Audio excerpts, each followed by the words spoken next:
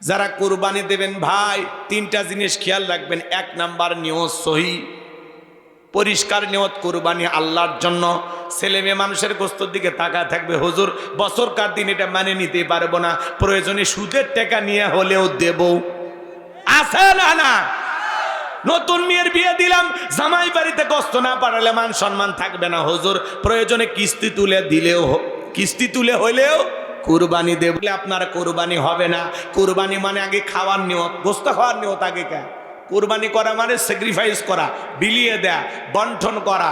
ভোগের নাম কুরবানি নয়, ত্যাগের নাম কুরবানি। নিজে না খাইয়া অন্যের মুখে হাসি ফুটানো নাম হলো কুরবানি। কথা বলেন। নিজে একা একা খাইয়া ফ্রিজ ভরান, আর প্রতিবেশী আদা রসুন মশলা বাইটা অপেক্ষা আছে, দুইটা টুকরা তার ঘরে পৌঁছাইতে পারলেন না, আপনি কিসের কুরবানি দাতা? আগে ওই গরিব দুঃখীকে দেন। কুরবানির ওয়াজ অনেকক্ষণ করা যায়, সময় নাই তো, কষ্ট হচ্ছে আপনাদের। এক নাম্বার, নিয়ত সহি, কুরবানি কার জন্য? দুই নাম্বার, সুদের টাকা, ঘুষের টাকা, হারাম উপার্জনের টাকা দিয়ে কুরবানি দিলে হবে না। আল্লাহ পবিত্র, তিনি পবিত্র বস্তুকে ভালোবাসেন। তিন নাম্বার, ফাসল্লি লিরাব্বিকা ওয়ানহার, আগে সালাত আদায় করো, এরপরে কুরবানি করো। নামাজ পড়বেন যে রবের জন্য, কুরবানিও হবে সেই রবের জন্য।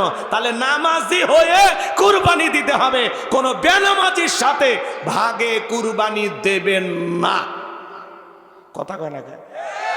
প্রয়োজনে একা একটা ছাগল দিবেন, একা একটা ভেড়া দেন। কয় লাখ টাকার গরু দিলেন আল্লাহ ওইটা দেখে না। আপনি যদি 20,000 টাকার একটা ছাগলও দেন, নিয়ত সহি, টাকা হালাল, আপনি নামাজি হয়ে কুরবানি দিচ্ছেন। আপনার এই কুরবানির ছাগলের রক্ত জমিনে পড়ার আগে আরশের মালিক আল্লাহর কাছে কবুল হয়ে যাবে। বলুন সুবহানাল্লাহ। আল্লাহ বলেন, ওয়ালা কি ইয়ানালুহু তাকওয়া মিনকুম। বান্দা কয় লাখ টাকার গরু দিলে ওইটা দেখি না, আমি দেখি তোর অন্তরে তাকওয়া। খবরদার, কোনো বেনামাজি, সুদ খায়, ঘুষ খায় এমন ব্যক্তির সাথে ভাগে কুরবানি দেবেন না। একাই দেওয়া উত্তম, একাই দেবেন ইনসাফ। আর যদি ভালো মানুষ পান তাহলে ভাগে দেবেন। কুরবানি করা মানে এখানে গরু ছাগল জবাই করে না। আমাদের সমাজে আছে এমনও কুরবানি দাতা, 7 জন মিলে একটা গরু ভাগে কেনে, 4 জন মিলে দড়ি ধরে টানে, পেছন থেকে 3 জন ঠেলে। এমন দুর্বল গরু, যেই গরুর উপরে বয়স্ক ভাতা ওয়াজিব, এমন গরু জবাই করলে কিন্তু কুরবানি হবে না। এমনও লোক আছে বাজান, কুরবানির স্থান পর্যন্ত গরুটা হেঁটে যাওয়ারও শক্তি নেই, কোলে করে নিয়ে গেছে। হুজুর বলে, ভাই এইরকম দুর্বল গাবি জবাই করেন না। বলে, হুজুর উপরে হাত দেখা গেলে ভিতরে গোস্ত সেট করা আছে, টান দেবেন এখান থেকে নাটোরে চলে যাবে, ছাড়া দেবেন আবার নূরপুরে চলে আসবে। কথা কর না কে? এলা গোস্ত খাওয়া যায়, গিলে খাওয়া লাগবে। কথা বোঝেন নাই? আউযু বিল্লাহি মিনাশ শাইতানির রাজিম। বিসমিল্লাহির রাহমানির রাহিম। বিতাড়িত মোরদাদ শয়তানের কাছ থেকে আল্লাহ পাকের কাছে আশ্রয় প্রার্থনা চাচ্ছি। পরম করুণাময় অসীম দয়ালু আল্লাহ তাআলার নামে শুরু করছি। ইন্না আ'তাইনাকাল কাউসার ফাসল্লি লিরাব্বিকা ওয়ানহার ইন্না শানিয়াকা হুয়াল আবতার। আল্লাহু আকবার। যে কোনো আয়াত বা সূরার তাফসীর করতে হলে কোন প্রেক্ষাপটে, কোন সময় আল্লাহ তাআলা সেই সূরাটি বা আয়াতটি নাজিল করেছেন, সেই নাজিলের প্রেক্ষাপট জানার দরকার আছে না নাই? আরবিতে বলা হয় শানি নজুল। যদি শানি নজুল আলোচনা করা হয় তাহলে তাফসীর বুঝতে সহজ হয়। তাহলে এই সূরাটি কোন প্রেক্ষাপটে, কোন সময় আল্লাহ তাআলা নাজিল করেছেন আমি কি একটু বলবো? কষ্ট হবে না তো ইনশাআল্লাহ? একটু আওয়াজ দেন, লিল্লাহি তাকবীর। সম্মানিত ভাইয়েরা আমার, নবীর প্রিয় সাহাবী হযরতে আনাস রাদিয়াল্লাহু তাআলা আনহু বলেন, নবীজি কাবার হাতিমে হেলান দিয়া বসা, আমি তাকায় দেখি নবীজির মুখটা মলিন, চোখের কোনা দিয়া অশ্রু ঝরতেছে। হযরতে আনাস দেখে বলেন, কিছুটা সময় অতিবাহিত হয়ে যাওয়ার পরে আমি তাকায় দেখি আমার নবীজি মুস্কি মুস্কি হাসতেছেন। হযরতে আনাস দেখে বলে, নবী গো, এই মাত্র দেখলাম মনটা খারাপ, মুখটা মলিন, চোখের কোনা দিয়ে অশ্রু ঝরতেছে, আবার কেনই বা মুস্কি মুস্কি হাসেন? আমার নবী কেন কাঁদেন, কেন হাসেন? এর পেছনে রহস্য আছে না নাই? নবীজির কান্না করার কারণ হলো নবীজির কলিজার টুকরা ছেলে সন্তানগুলো জন্ম নেয় আর একে একে ছেলে সন্তানগুলো মারা যায়। আবুল কাসেম মারা যায়, আবু তাকের মারা যায়, ইব্রাহিম মারা যায়। বাবা হিসাবে নবীর মনে কষ্ট লাগে কিনা? ছেলেগুলো জন্ম নেয় আর একে একে ছেলে সন্তানগুলো মারা যায়। ওইদিকে আবার নবীজির কাছের চাচা নাম হলো আবুল আহাব ডেকে বলে, ভাতিজা তোমার বংশে বাতি জ্বালানোর কেউ থাকলো না, তুমি একটা লেজ কাটা, তুমি একটা নির্বংশ, তুমি একটা হাট খুঁড়ে জোরে কন্যা উজবিল্লাহ। যদিও রসুলের চারটি কন্যা সন্তান জীবিত ছিল, কিন্তু ছেলেগুলো জন্ম নেয় আর এক একে ছেলে সন্তানগুলো মারা যায়। আর কাছের মানুষ হয়ে সমালোচনা করে। আপনারাই বলুন বাজান, আল্লাহ না করুক আপনার আমার সন্তান যদি মারা যায়, কাছের আত্মীয় স্বজনদের উচিত বিপদের দিনে সান্ত্বনা দেওয়া। বাবা তুমি সবর করো, ধৈর্য ধারণ করো, জীবন মৃত্যুর মালিক আল্লাহ। আল্লাহ সন্তান দিয়েছে, আল্লাহ নিয়েছে, মন খারাপ করো না। আল্লাহ যদি চায় বছর না ঘুরতে আবারও তোমাদের ঘর আলোকিত করে সন্তান দিতে পারেন তিনি কি? তাহলে কাছের মানুষদের উচিত বিপদের দিনে সান্ত্বনা দেওয়া। কিন্তু নবীর চাচা আবুল আহাব এতটাই খারাপ, সান্ত্বনা দেওয়া দূরের কথা, উল্টারও সমালোচনা করে, বলে ভাতিজা তুমি একটা লেজ কাটা, তুমি একটা নির্বংশ, তোমার বংশে বাতি জ্বালানোর কেউ থাকলো না। এই কথাগুলো বলে আর সমালোচনা করে। আমার ভাইয়েরা, এই পৃথিবীর জমিনে আল্লাহ রাব্বুল আলামিন অনেক নবী রাসূলকে পাঠিয়েছেন। আল্লাহ রাব্বুল আলামিন তাদেরকে সন্তান দিয়েছেন। তাদের সন্তানগুলো প্রাপ্ত বয়স হওয়া পর্যন্ত, যৌবন পর্যন্ত পৃথিবীর জমিনে জীবিত ছিল। কিন্তু আপনার আমার নবীজির একটা ছেলে সন্তানও কেন জীবিত থাকলো না? আল্লাহ তাআলা কেন তাদেরকে শিশুকালে উঠায় নিলেন? একটা ছেলেও কেন প্রাপ্ত বয়স হওয়া পর্যন্ত জীবিত থাকলো না? এর পিছনে কারণ আছে না? না, নবীজির ছেলে সন্তানগুলো শিশুকালে বিদায় নেওয়ার পিছনে কারণ আছে তিনটি। জোরে বলেন কয়টি? নবীর উম্মত হিসেবে জানতে মনে চায় না যে আল্লাহ তাআলা নবীজির একটা ছেলে কেন জীবিত রাখলেন না? সবগুলো সন্তানকে আল্লাহ কেন শিশুকালেই উঠায় নিলেন? এর পিছনে কি সেই তিনটি কারণ, কি সেই তিনটি রহস্য? কারা কারা শুনবেন দুই হাত তুলে দেখান তো দেখি। লিল্লাহি তাকবীর। আপনার আমার সোনা ভাইয়েরা, আমি যদি এখনই আলোচনা শুরু করি কি সেই তিনটি কারণ, তাহলে 3 নাম্বার আয়াতের আলোচনা করা লাগবে। আমি কি 1 নাম্বার আয়াত বাদ দিয়ে 3 নাম্বারে যাব? কথা কয় না, নাকি আস্তে আস্তে শুরু করা যাক? ধৈর্য আছে তো ইনশাআল্লাহ? সম্মানিত ভাইয়েরা আমার, তাহলে একে তো সন্তান হারানোর ব্যথা, অন্যদিকে আপন মানুষদের সমালোচনা, আবার সাহাবা ইকরাম যারা ইসলাম ধর্ম গ্রহণ করে কাফের বাইনা তাদের উপর নির্যাতন জুলুমের স্টিম রোলার চালায়। হযরতে বেলাল তখনও কালেমা পড়ে মুসলমান হন নাই। নবীজি রাতের বেলায় দারুল আরকামে বসা। হযরতে বেলাল নবীজির দরবারে উপস্থিত হয়ে গেলেন। নবীজির চেহারার দিকে তাকাইয়া ডেকে বলেন, নবী গো, আপনার চাইতে সুন্দর মানুষ আমি জীবনে কোনোদিন দেখি নাই। বলুন সুবহানাল্লাহ। আপনার আমার নবী কতটা সুন্দর ছিলেন জানেন? হযরতে জাবের রাদিয়াল্লাহু তাআলা বলেন, পূর্ণিমার রাত আমি রাসূলের বাড়িতে গিয়েছিলাম। সেদিন দেখেছিলাম চাঁদ উদয় হয়েছে 2টা, একটা চাঁদ আসমানে আর একটা চাঁদ জমিনে। হযরতে জাবের বলেন, আমি একবার আকাশের পূর্ণিমার চাঁদের দিকে তাকাই, আর একবার নবীজির চেহারার দিকে তাকাই। হযরতে জাবের বলেন, ওই আকাশের পূর্ণিমার চাঁদের চাইতে আমার নবীকে আমার কাছে বেশি সুন্দর মনে হয়। একটু জোরে কন্যা সুবহানাল্লাহ। নবীর মোহাব্বত ভালোবাসা কলিজায় নাই? আছে, আছে। আম্মা জান আয়েশা বলেন, মিশরের নারীরা ইউসুফ আলাইহিস সালামের চেহারার দিকে তাকাইয়া ফল কাটতে গিয়ে আঙ্গুল কেটে ফেলে দিয়েছিল। ওরা যদি একবার আমার নবীর চেহারার দিকে তাকাইতো, শুধুমাত্র আঙ্গুল নয়, আঙ্গুল কাটতে কাটতে, হাত কাটতে কাটতে কখন যে নিজের কলিজা কেটে দুফাক করে দিত, মুহূর্তের জন্য টের পাইতো না। আপনার আমার নবী এতটাই সুন্দর। বলুন সুবহানাল্লাহ। আম্মা জান আয়েশা আরো বলেন, ও দুনিয়ার মানুষ, তোমাদের একটা সূর্য আছে, আমি আয়েশার একটা সূর্য আছে। তোমাদের সূর্য উদয় হয় দিনের বেলায়, আর আমি আয়েশার সূর্য উদয় হয় রাতের বেলায়। আম্মা জান আয়েশা বলেন, আমি একদিন সেলাইয়ের কাজ করতেছিলাম, হঠাৎ করে হাত থেকে সুইটা পড়ে গেল। বাতিতে কোনো তেল ছিল না, বাতি জ্বালাইতে পারলাম না, অপেক্ষায় বইসা থাকলাম। নবী যখন এশার সালাত আদায় করার পরে ঘরের ভিতরে প্রবেশ করে সর্বপ্রথম নবী যে আম্মা জান আয়েশাকে সালাম দিলেন। নবী ঘরে ঢুকে স্ত্রীকে কি দিলেন? আপনি আমি নবীর উম্মত হিসাবে এই আমল আপনার আমার ঘরেও চালু থাকা দরকার আছে না নাই? বাড়িতে যাই স্ত্রীকে সালাম দিবেন, আসসালামু আলাইকুম রহিমা, কেমন আছো সোনা? ঘরের দরজাটা খোলো না, আমি তোমার লিটনের বাপ, তোমার পাগল দিওয়ানা। বউ খুশি হয়ে দরজা খুলে দেবে, কথা বলেন ঠিক কিনা? কিন্তু আপনার আমার ব্যবহার এত মিষ্টি না, ঘরের দরজা চিৎকারে মারে ডাক দেয়, এ রুবেলের মামে দরজা খোল, বেশি দেরি হলে দরজা ভাঙ্গে ফেলে দিয়া তোর পিঠের ওপর কি যে হবি রে। ভিতর থেকে বউ বলে, এটা স্বামী না সেখানে আজরাইল। কথা কহা। বাড়িতে যাই স্ত্রীকে সালাম দিবেন, সালাম আছে যেখানে শান্তি আছে, সালাম আছে যেখানে সমাধান আছে। স্বামী স্ত্রীর মধ্যে সালাম আদান প্রদান হলে আল্লাহর পক্ষ থেকে রহমত নাজিল হয়, বলুন আল্লাহু আকবার। এই যুবকের দিকে তাকাও, স্ত্রীকে সালাম দেওয়ার পরে লোকজন যদি না থাকে বইয়ের হাতটা ধরে মুসাফা করবেন। জোরে বলেন কার হাত? এই পোলাপান কথা বলো না কেন? তোমরা কি এতিম বউ নাই? হ্যাঁ কয় নাই হুজুর, দোয়া করি আল্লাহ যেন একটা করে নেককার বিবির ব্যবস্থা করে দেন। একটু জোরে বলেন আমি। রাগ করতেছেন নাকি? যুবক খুশি হয়েছে। হ্যাঁ এই শীতের দিন বউ সারা জীবন চলে, আল্লাহ যুবকদের দুঃখ বোঝার তৌফিক দান করুন।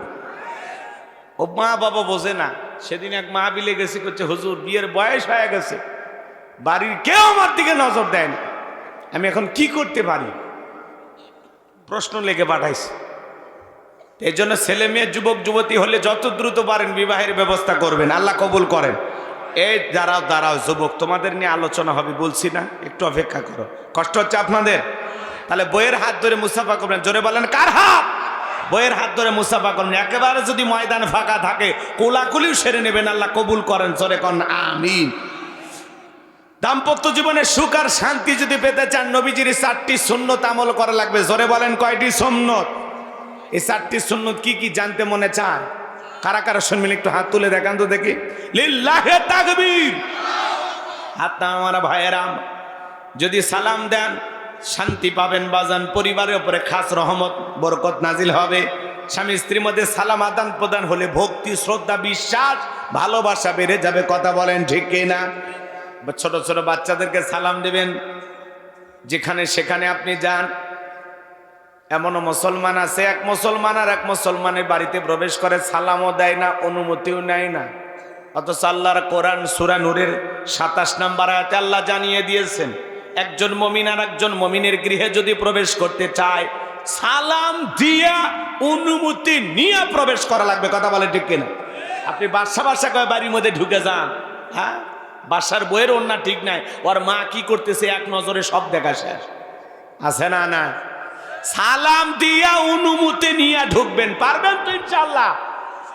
একটু আমল করেন। বাড়িতে যে আজকে সালাম দিবেন, চাচা রিস্ক নেওয়া যাবে না? রিস্ক নিতে পারবেন না?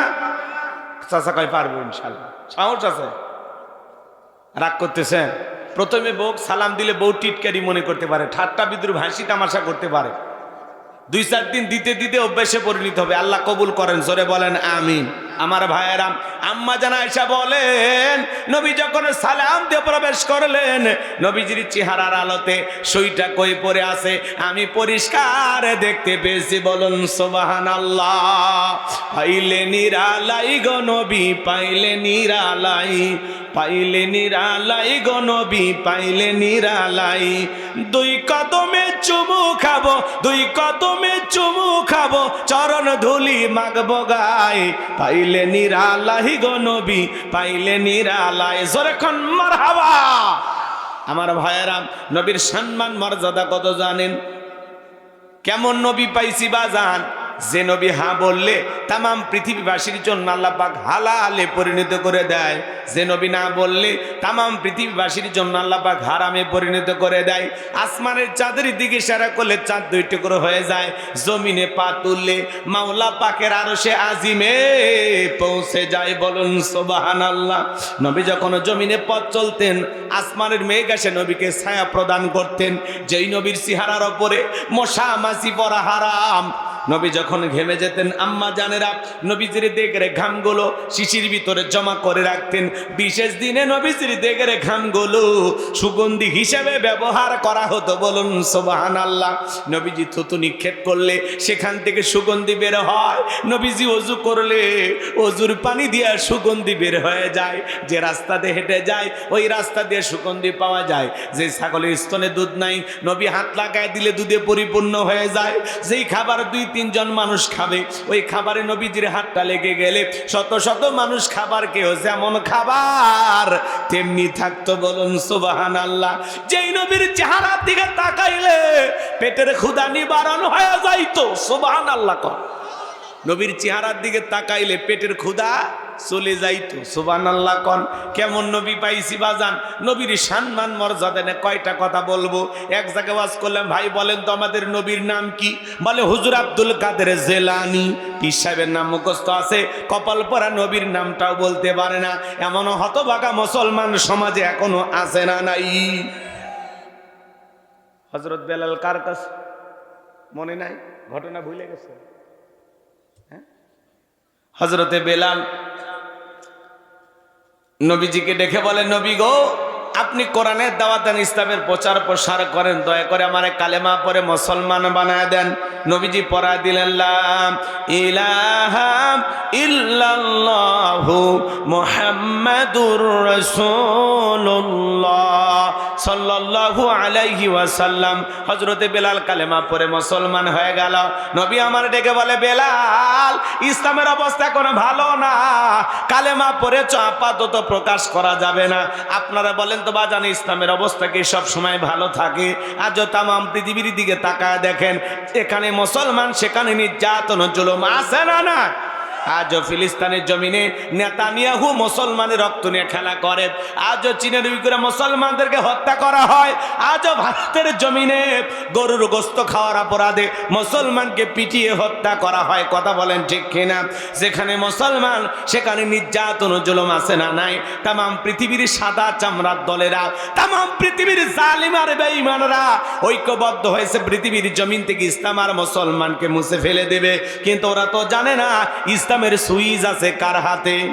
আমার আল্লাহ রাব্বুল আলামিন বলেন, ইউরিদুনা লিতুফিউ নূরাল্লাহি বিআফওয়াহিহিম ওয়াল্লাহু মুতিম্মু নূরিহি ওয়ালাউ কারিহাল কাফিরুন।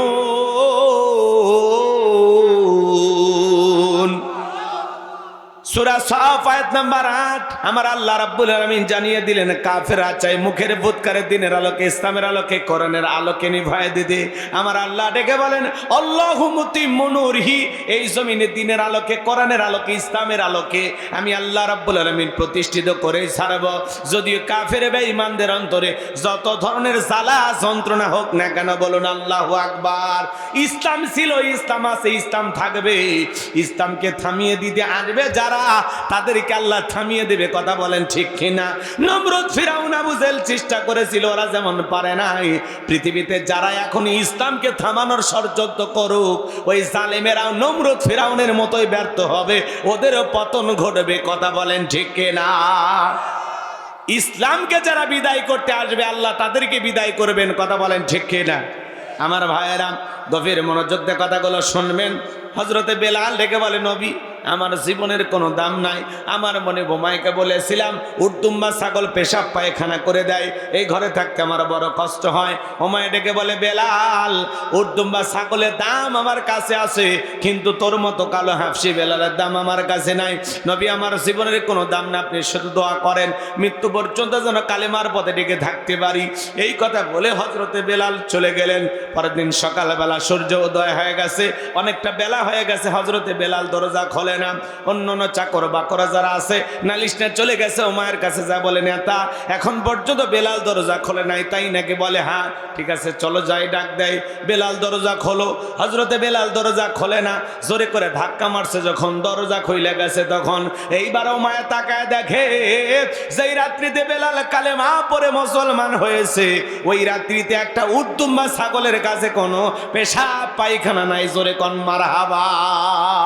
এইবার উমাইয়া ডেকে বলে, চাকরের দল, বেলালের বিরুদ্ধে মিথ্যা অভিযোগ দাও। তোমরা যখন ঘুমাচ্ছিলে বেলাল তখন ময়লা আবর্জনা পরিষ্কার করেছে, তাকায় দেখো না একটা উদ্দুম্বা ছাগলের কাছে কোনো পেশাব পায়খানা নাই, যাও নিজেদের কাজ করো। এই কথা বলে ওদেরকে তাড়িয়ে দিয়া এক পা দুপা করে হযরতে বেলালের কাছে চলে গেলেন। হযরতে বেলাল দেয়ালে পিঠটা লাগায়া জিহ্বা নাড়ায়া জিকিরি করতেছে কার? এবার হযরত বেলালকে হালকা করে ধাক্কা মারছে, যখন জবান দিয়ে কালেমার আওয়াজ বের হয়েছে তখন এইবার উমাইয়া ডেকে বলে, বেলাল তোর জবান দিয়ে কি শুনলাম, তুমি কি মুসলমান হয়েছ? হযরতে বেলাল ডেকে বলে, মুসলমান হয় যারা মিথ্যা কথা বলতে পারবে না তারা। অকুলু কওলান সাদীদা। আর একটু জোরে বলেন আল্লাহু আকবার। মুসলমান হবে যারা, সত্যবাদী হবে তারা। মুসলমান কখনো মিথ্যাবাদী হতে পারে না। আমাদের সমাজে মিথ্যাবাদী আছে না নাই? ভরা পেটে মিথ্যা, খালি পেটে মিথ্যা, ঘুমানোর আগে মিথ্যা, ঘুম থেকে উঠেও মিথ্যা। মিথ্যা বলতে বলতে চেহারা বেঁকা হয়ে গেছে, এক পা কবরে চলে গেছে, এরপরে মিথ্যা বলা ছাড়ে না। মিথ্যা না বলে নাকি পেটের ভাতই হজম হয় না, এরকম টাটকা শয়তান আছে না? না, তবে নাটোরের মানুষ মিথ্যা কথা কয় না। আপনারা আল্লাহর ওয়ালি জিন্দা শাহজালাল, মিথ্যাবাদী আছে না নাই? কয় দোস্ত 2 মিনিট, এই কথা কয় 3 ঘন্টা পরে আসে। এই 2 মিনিট কি কিয়ামতের 2 মিনিট? হ্যাঁ, আছে না নাই? চলতে ফিরতে কত মিথ্যা। মিথ্যা না বলে আমাদের দিন চলে না। অনেকে কয় মিথ্যা না বলে পেটের ভাতই হজম হয় না, আছে না নাই? আল্লাহ হেদায়েত দান করে। কিছু মানুষ আছে পায়খানায় বিড়ি টানলে পায়খানা নাকি ভালো হয়, এরকম কিছু লোক আছে মিথ্যা বলে নাকি আর দিনটা ভালো যায়, পেটের ভাত ঠিকঠাক হজম হয়। কি শয়তানি চিন্তা ভাবনা মনের মধ্যে। আল্লাহ সমস্ত মানুষদেরকে হেদায়েত দান করেন। একটু জোরে বলেন আমিন। মুসলমান কখনো মিথ্যাবাদী হতে পারে? মুসলমান হবে সত্যবাদী। কথা ক্লিয়ার না ভেজাল আছে? সত্যবাদী হওয়া লাগবে। অনেকে কয় ইউনূস সরকার ক্ষমতা ছাড়বে না। হুজুর আজকে দেখলাম দুঃখের সাথে বিদায় নিচ্ছে, কয় আমার যাওয়ার পালা, এখন আমার বিদায়ের পালা। এই কথা বলে জাতির উদ্দেশ্যে আজকে ভাষণ দিয়েছেন যে আমি ক্ষমতা ছেড়ে দিলাম, এই 18 মাসে ভুল ত্রুটি যা করছি মাফ করে দেন। মাত্র 15 বিলিয়ন রিজার্ভ ছিল বাংলাদেশে, উনি এখন এটা 34 বিলিয়ন করে গেছে, এবং 6 মাসের খাদ্য মজুদ আছে। এই কথাগুলো বলে অনেক কথা বললেন যে দেশের অর্থনীতি ভেঙে পড়ছিল, প্রশাসন ভেঙে পড়েছিল। সেই ভাঙ্গা দেশটাকে আমি দায়িত্ব নিতেই চাইনি, ছাত্ররা জোর করে আমার দায়িত্ব দিয়েছে। তা আমি অন্য সরকার এতদিন প্রধান উপদেষ্টার দায়িত্ব পালন করছি, এখন আমার বিদায়ের পালা। এই কথা বলে উনি চলে যাচ্ছেন। অনেকে বলতেছেন যে বাংলাদেশের রাষ্ট্রপতি হিসাবে ইউনূস সরকারকে আমরা চাই, অনেকে বলতেছেন। তা আসলে রাষ্ট্রপতি কে হবে এটা যারা ক্ষমতায় যাচ্ছেন তারা ঠিক করবেন। কথা কয় না কেন? রাষ্ট্রপতি কে হবে অনেকে বলতেছেন মির্জা ফখরুল সাহেব, মির্জা ফখরুল ইসলাম আলমগীর সাহেব, উনি হয়তোবা বাংলাদেশের রাষ্ট্রপতি হবেন। এবং অনেক মানুষের নাম আসতেছে। তো ডক্টর ইউনূসকেও অনেকে বলতেছেন যে রাষ্ট্রপতি হিসেবে থেকে যাক। তা আমরা জানি না, তবে আমরা আল্লাহর কাছে দোয়া করি, আল্লাহ এদেশের এমন কিছু শাসক আমাদেরকে দেন যাদের মাধ্যমে দেশের কল্যাণ হবে, জাতির ভাগ্যের পরিবর্তন হবে। কথা বলে ঠিক কিনা? সেই পরিবর্তনের কিছু আভাস আমরা দেখতে পাচ্ছি। গতকালকে দেখেছেন আপনারা, বিএনপির চেয়ারম্যান, আগামীর প্রধানমন্ত্রী হয়তো আগামীকালকে শপথ হয়ে যাবে। তো উনি গেছিলেন আমিরে জামাত ডক্টর শফিকুর রহমান তার বাসায় তাকে শুভেচ্ছা জানানোর জন্য। তাহলে একটা বিজয়ী দল আর একটা বিরোধী দলের নেতার বাড়িতে গেছেন শুভেচ্ছা দেওয়ার জন্য। বাংলাদেশের ইতিহাসে এটা নতুন, মারহাবা কোন। এরপরে নাহিদ ইসলামের বাসায় গেছেন, তাকে ফুলের শুভেচ্ছা দিয়েছেন, ছোট ছোট বাচ্চারা চকলেট দিয়েছেন, ফুল উপহার দিয়েছেন। জনাব তারেক রহমান উনি এগুলো গ্রহণ করেছেন। আজকে আবার বাংলাদেশের চরমনায় পীর সাহেব, কথা বোঝেন নাই, ওনারা বাসায় গেছেন দেখা করতে। ওনারা সারা দেশে মোটামুটি 143টা আসন পাওয়ার চিন্তা ভাবনা করছিল, এই গ্রেটে পাবে এরকম একটা নিয়ত করছিল। স্বপ্ন দেখা ভালো, কথা কন না কা। ওনারা শরিয়ার আইন চালু করতে চেয়েছিলেন, আল্লাহ যেন ওনাদেরকে কবুল করেন। জোরে বলেন আমিন। তো চরমনার পীর সাহেবের সাথে আজকে জনাব তারেক রহমান আগামীর প্রধানমন্ত্রী তিনি তার বাসায় গিয়ে আজকে দেখা করেছেন। তো পীর সাহেব হুজুর খুবই খুশি, খুবই আনন্দিত যে উনি আমার বাসায় আসছেন, দেখা করেছেন, আমি খুব খুশি। তো এই যে রাজনীতিবিদ যারা এক পক্ষ আর এক পক্ষকে এইভাবে ফুল দিয়ে শুভেচ্ছা, পরাজিত দলকে ফুল দিয়ে শুভেচ্ছা দেওয়া, এই যে কি মহাব্বত, কি ভালোবাসা, এই যে সম্প্রীতির একটা বাংলাদেশ, এ যেন নতুন এক বাংলাদেশ, কথা বলে টিকে না। এইরকম বাংলাদেশই তোমরা দেখতে চাই, কথা কয় না কেন? আপনাদের এলাকায় খেলা হয় না, দেখেন না? কথা কন, ফুটবল খেলা হয়, নানান ধরনের খেলা হয়। তো যারা পরাজয় বরণ করে কি করেন? ওইরকম মারেন, হ্যাঁ, পিটাপিটি করে না? কেউ কেউ হয়তো বা গরু পাইছে, কেউ খাসি পাইছে, কি কথা কন না কে ভাই? এরকম খেলেন না আপনারা? মাঝে মাঝে দেখা গেল কোলাকুলি করতেছে। তো বড় বড় নেতারা, জনাব তারেক রহমান, আমিরে জামাত ডক্টর শফিকুর রহমান কোলাকুলি করে, চরমনার পীর সাহেব মুফতি রিজাউল করিম আর জনাব তারেক রহমান, তারা কোলাকুলি করতেছে। কি মহাব্বত, কি ভালোবাসা তাদের ভিতরে। নাইদ ইসলামের সাথে কোলাকুলি করতেছেন, ছোট ছোট বাচ্চাদের সাথে মিশতেছেন, চকলেট নিতেছেন, ফুল নিতেছেন। বড় নেতারা কোলাকুলিতে ব্যস্ত, ফুল দিয়ে শুভেচ্ছা দেওয়াতে ব্যস্ত। আর কিছু ছোট ছোট এলাকায় নেতা জন্মগ্রহণ করছে, বাপরে বাপ, এরা ব্যস্ত হলো বাড়িঘর ভাঙ্গা নিয়ে, এরা ব্যস্ত আর একজনকে মামলা দেওয়া নিয়ে, একজন আর একজনকে হুমকি দেওয়া নিয়ে। আছে না? না, বড় নেতাদেরকে দেখে শিক্ষা নেন। ওনারা ফুল দিচ্ছে, কোলাকুলি করতেছে, একজন আর একজনকে খাওয়ায়া দিতেছে, এক টেবিলে বসে খাবার খাচ্ছে। আর আপনি এলাকার স্থানীয় নেতা হইয়া একজন আর একজনকে হুমকি দেন, শিক্ষা নেন। মরে গেলে ওই বড় নেতা জানাজায় আসবে না, এলাকার মানুষ আপনার জানাজায় হাজির হবে, কথা বলে ঠিক না?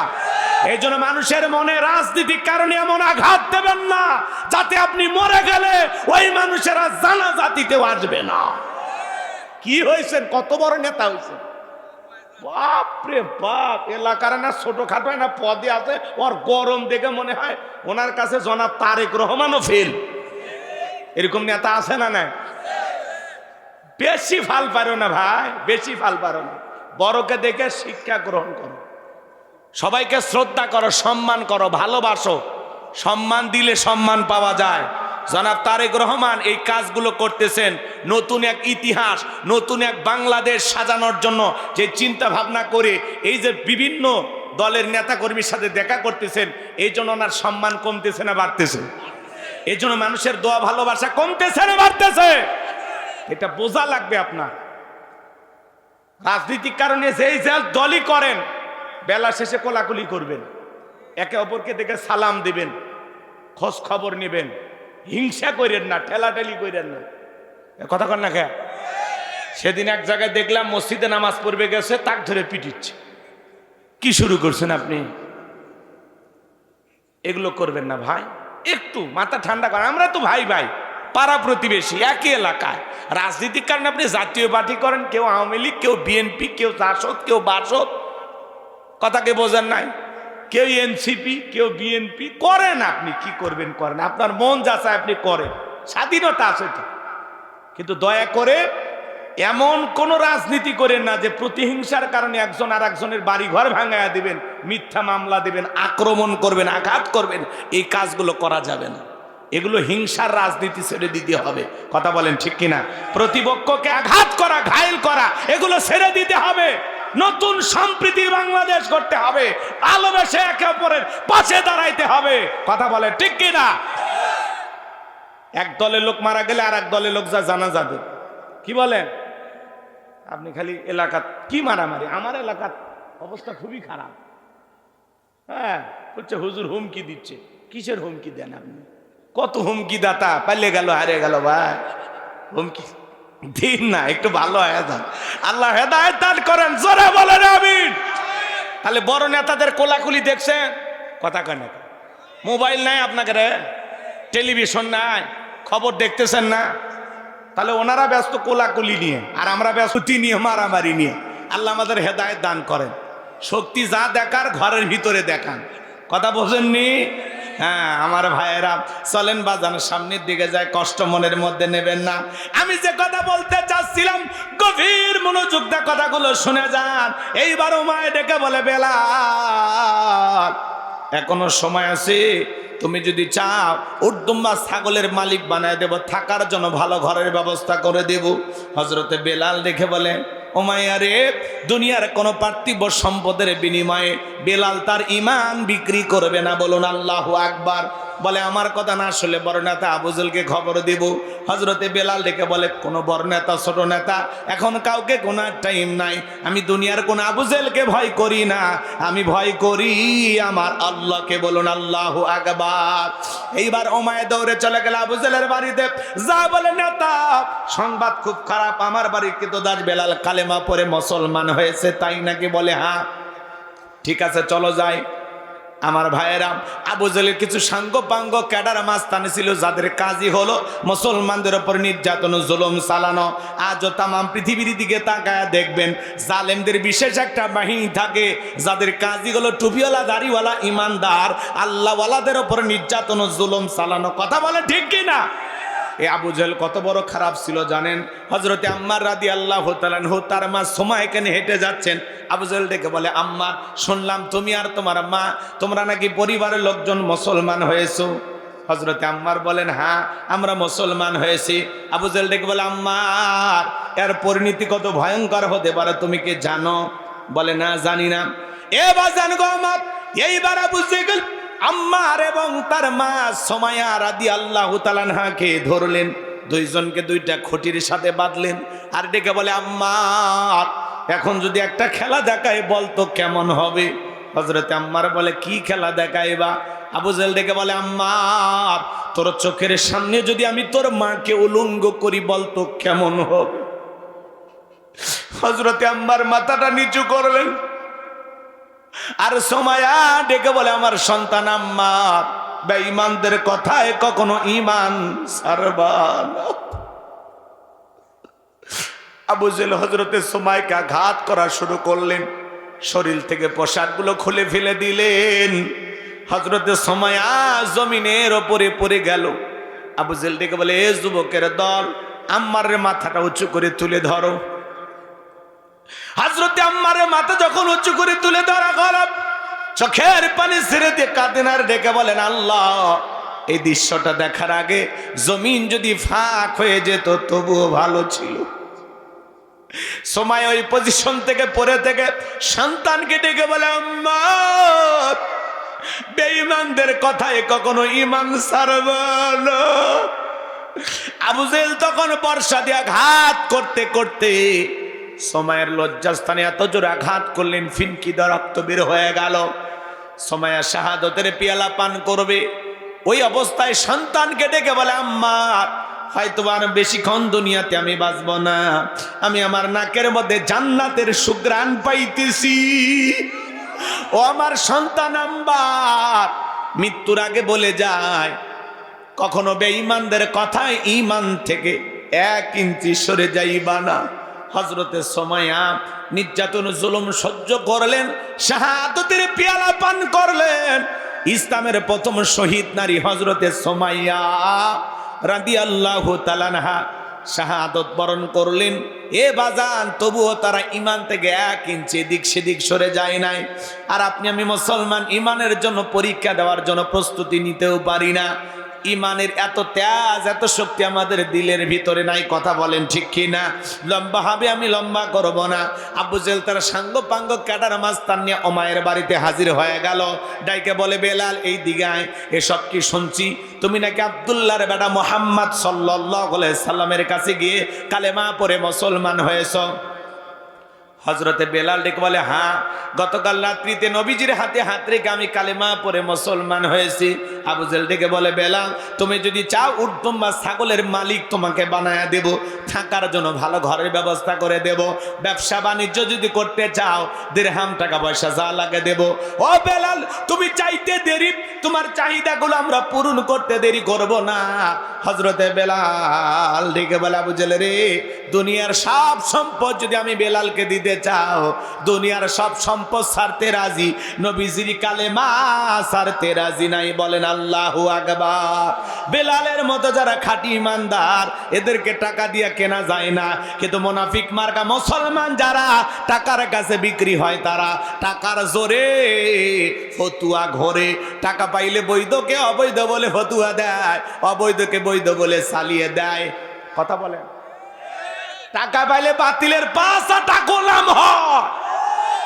এক প্যাকেট বিরিয়ানি খায় কয় ম্যাডাম আপনি জান্নাতি, টিকিট কনফার্ম। কথা কয় না? এরকম হুজুর আছে না নাই?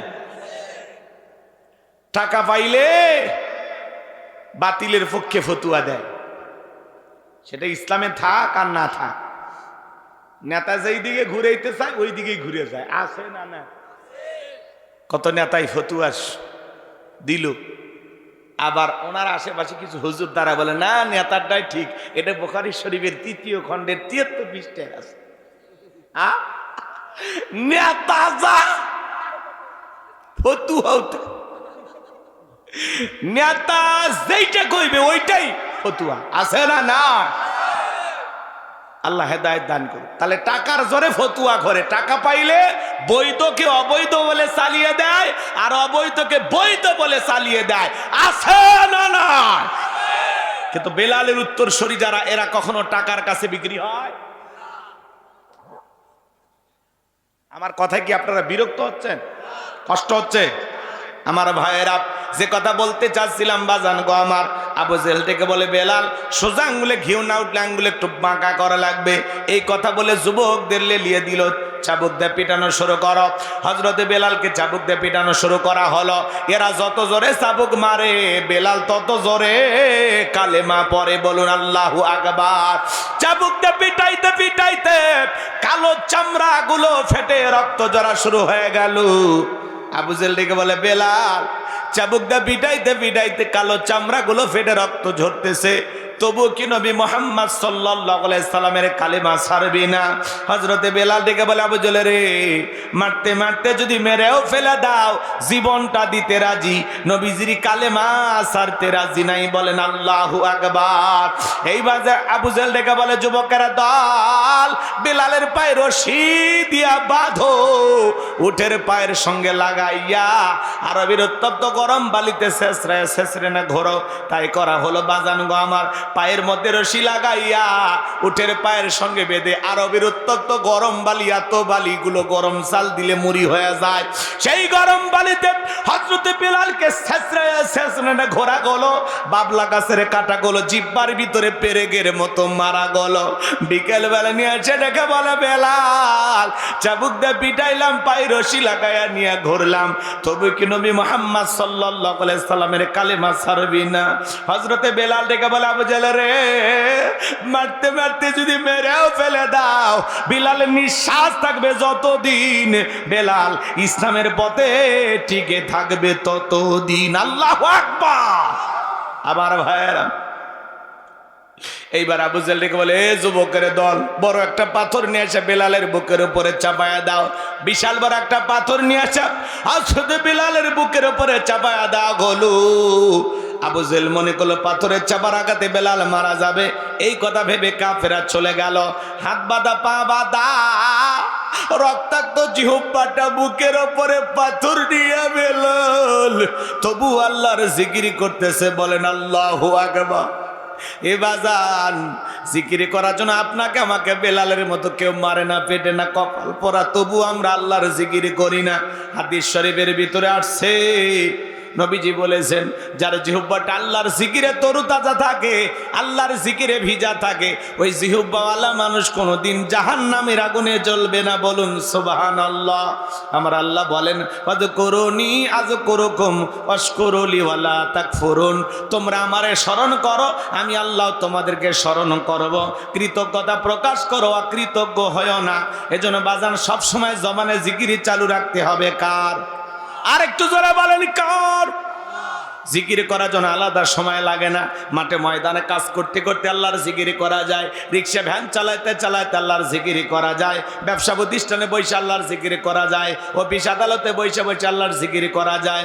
মা বোন যারা প্রত্যেক মাসে অসুস্থ থাকেন মা, যে সময়গুলোতে আপনাদের নামাজ পড়া নিষেধ, ওই সময়গুলোতে আপনারা বেশি বেশি জিকির করবেন।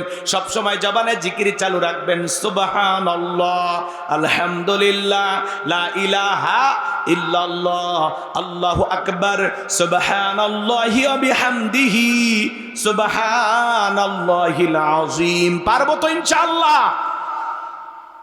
জবানে হালকা, মিজানের পাল্লায় সওয়াব অনেক বেশি।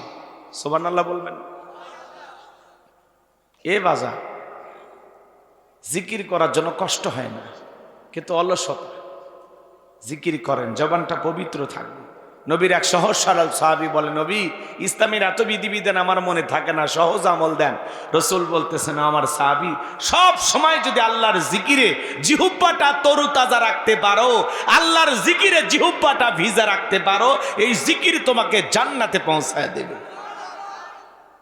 রাতে যদি কোনো বান্দা আল্লাহর জিকির করতে করতে ঘুমের মধ্যে চলে যায়, আমার আল্লাহ বলেন, ও ফেরেশতারা, সারা রাত জায়গা জায়গা আমার বান্দা জিকির করলে যে সব হয়, সেই সব আমার বান্দার আমল নামে লিখে দাও। বলুন সুবহানাল্লাহ। সম্মানিত ভাইরা আমার, এজন্য সব সময় আল্লাহর জিকির করবেন। এ বাজান গো আমার, হযরতে বেলাল রক্তাক্ত জিহ্বা নানারাই আল্লাহর জিকির করতেছেন আর ডেকে বলেন, আল্লাহ, তুমি তো সেই আল্লাহ, ইব্রাহিমের জন্য যদি নমরুদের আগুনকে ফুলের বাগান বানায় দিতে পারো, ও আল্লাহ, তুমি কি পারো না আমি বেলালের বুকের উপরে পাথর থাকার কারণে তোমার মতো মালিকের জিকির করতে বড় কষ্ট গো। ও আল্লাহ, তুমি কি পারো না বেলালের বুকের পাথরটাকে তুলার মতো নরম বানায় দিতে? হযরতে বেলাল দোয়া করতে দেরি, আসমানের মালিক আল্লাহ দোয়া কবুল করতে দেরি করে নাই। বেলালের বুকের পাথরটাকে আমার আল্লাহ তুলার মতো নরম বানিয়ে দিয়েছেন। বলুন সুবহানাল্লাহ। আশিক রাসূল বেলাল, নবীর পাগল বেলাল, নবীকে কতটা ভালোবাসতেন জানেন? নবী যখন মক্কা নগরীতে পথ চলতো, বেলাল একবার ডানে যার একবার বামে যায়। নবী দেখে বলে, বেলাল, বুঝি না, একবার ডানে যার একবার বামে যাও, কারণটা কি? হযরতে বেলাল ডেকে বলে, নবী, আপনি কোরআনের দাওয়াত দেন, ইসলামের প্রচার প্রসার করেন, ওই কাফেরা হলো আপনার শত্রু, আপনাকে টার্গেট করে ওরা যদি ডান থেকে তীর নিক্ষেপ করে, নবী গো, ওই তীরটা যেন সর্বপ্রথমে বেলালের বুকের ভেতরে ঢোকে, আবার বাম দিকে যায়। মনে মনে ভাবি, ওরা যদি বাম থেকে তীর নিক্ষেপ করে, নবী গো, ওই তীরটা যেন সর্বপ্রথমে বেলালের বুকের ভিতরে ঢোকে। আমি বেলাল মারা গেলে ইসলামের ক্ষতি হবে না, আপনি নবী মারা গেলে ইসলাম আর মাথা উঁচু করে সামনের দিকে দাঁড়াতে পারবে না। বলুন আল্লাহু আকবার। আশিক রাসূল বেলাল, নবীর পাগল বেলাল, নবীকে কতটা ভালোবাসতো, কয়টা কথা বলবো বাজান, এত সময় আমার হাতে নাই, আপনাদেরকে কষ্ট দিতে চাই না। সংক্ষিপ্ত কথা যেটা বলে দিয়ে যায়, বেলাল নির্যাতন জুলুমের কথা নবীর কান পর্যন্ত যখন পৌঁছে গেল, নবী তখন ডেকে বলল, আবু বকর, আমার বেলালের জন্য একটা কিছু করো। হযরতে আবু বকর সিদ্দিক রাদিয়াল্লাহু তাআলা আনহু কয়েকগুণ দাম বেশি দিয়া গোলামীর জীবন থেকে হযরত বেলালকে আজাদ করলেন, মুক্ত করলেন। বলুন আল্লাহু আকবার। এই যখন ইসলামের অবস্থা, একদিকে সন্তান হারানোর ব্যথা, কাফেরদের সমালোচনা, সাহাবায়ে কেরামদের উপর নির্যাতন জুলুম, এই জন্য নবীজির মনটা ভীষণ খারাপ, চোখের পানি ঝরতেছে। বলেন তো বাজান, নবীর মনটা যখন খারাপ, নবীকে সান্ত্বনা দেওয়ার দায়িত্ব কার? আমার আল্লাহ ডেকে বলে, জিবরাইল, আমার বন্ধুর মা নাই, বাবা নাই, আমি ছাড়া আমার বন্ধুর কেউ নাই রে জিবরাইল। আমার বন্ধুর মনটা হয়েছে ভারী, আমি আল্লাহ সইতে নাহি পারি। লাহু মাহফুজ থেকে সূরা কাউসার নিয়ে যায় আমার বন্ধুর ওপরে নাজিল কর তাড়াতাড়ি। আল্লাহু আকবার। আমার ভাইয়েরা, নবী তখন মুস্কি মুস্কি হাসলেন আর ডেকে বলেন, আমার সাহাবীরা শোনো, আমার কষ্টের কারণটা কি তোমরা জানো? কি তোমার মুস্কি হাসি দেওয়ার কারণ হলো, এই মাত্র আসমান থেকে জিবরাইল এসে আমার উপরে সূরা কাউসার নাজিল করলো। নবী তখন মুস্কি মুস্কি হাসলেন আর সাহাবায়ে কেরামদের সামনে সূরা কাউসার তেলাওয়াত করে শুনিয়ে দিলেন। জবান ছেড়ে সবাই আমার সঙ্গে পড়ুন, ইন্না আ'তাইনাকাল কাউসার ফাসাল্লি লিরাব্বিকা ওয়ানহার ইন্না শানিয়াকা হুয়াল আবতার। আল্লাহু আকবার। আমার আল্লাহ রাব্বুল আলামিন বলেন, ইন্না আ'তাইনাকাল কাউসার অবশ্যই আমি আল্লাহ পাক আপনাকে হাউজে কাউসার দান করেছি। এই পৃথিবীর অন্য কোন নবী রাসূলকে আল্লাহ রাব্বুল আলামিন হাউজে কাউসার দান করেন নাই। আপনার আমার নবীকে আল্লাহ তাআলা স্পেশাল ভাবে হাউজে কাউসার গিফট করেছেন, হাউজে কাউসার দান করেছেন। বলুন সুবহানাল্লাহ।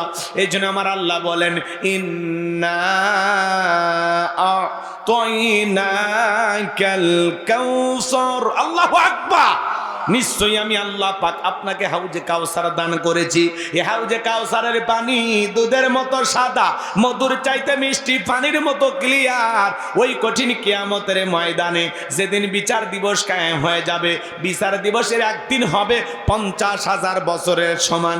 যেদিন সূর্য সোহাত মাথার উপরে চলে আসবে, মানুষের মাথার মগজগুলো টকবক করে গলবে। যেদিন বেঈমানদের জিহ্বা নাভি পর্যন্ত চলে আসবে, যেদিন পাহাড় পর্বত নদী নালা বিল্ডিং ইমারত কোনো কিছু থাকবে না। কুল্লু মান আলাইহা ফান। পৃথিবীর জমিনে সবকিছু আল্লাহ তাআলা যেদিন ধ্বংস করে দিবেন, যেদিন ভাই ভাইকে দেখে পালিয়ে যাবেন, আমার আল্লাহ বলেন ইয়াউমা ইয়াফিরুল মারউ মিন আখি ওয়া উম্মিহি ওয়া আবি ওয়া সাহিবাতিহি ওয়া বানি।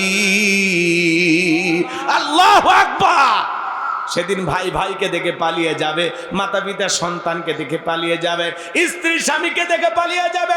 ওই কঠিন কিয়ামতের ময়দানে কেউ কারো উপকারে আসবে না। ওই দিন আল্লাহর আরশের ছায়ার নিচে আল্লাহ রাব্বুল আলামিন শাস্ত্রীয় মানুষকে ছায়া দান করবেন। এটা হলো কিয়ামতের ময়দানে আল্লাহ তৈরি করা ভিআইপি গ্যালারি। সেখান থেকে আল্লাহর বান্দারা কিয়ামতের ফাইনাল খেলা উপভোগ করবেন। আর মানুষ পানি পানি বলে চিৎকার মারবেন, আর দলে দলে মানুষ নবীজির দিকে রওনা করবেন। কিছু মানুষের চোখের সামনে আল্লাহ রাব্বুল আলামিন পর্দার আবরণ তৈরি করে দেবেন। নবী তখন ডেকে বলবেন আল্লাহ, সংখ্যায় আমি আমার অনেক উম্মতকে দেখতে পাইলাম, কেন জানি সংখ্যাটা কমে গেল। আমার আল্লাহ তখন ডেকে বলে বন্ধু, পাইকারি দরে আপনি সবাইকে আজকে হাউজে কাউসারে পানি পান করাইতে পারবেন না।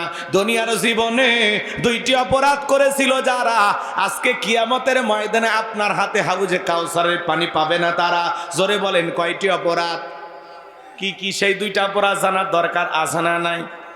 গভীর মনোযোগ দিয়ে কথাগুলো শুনে যান বাজান।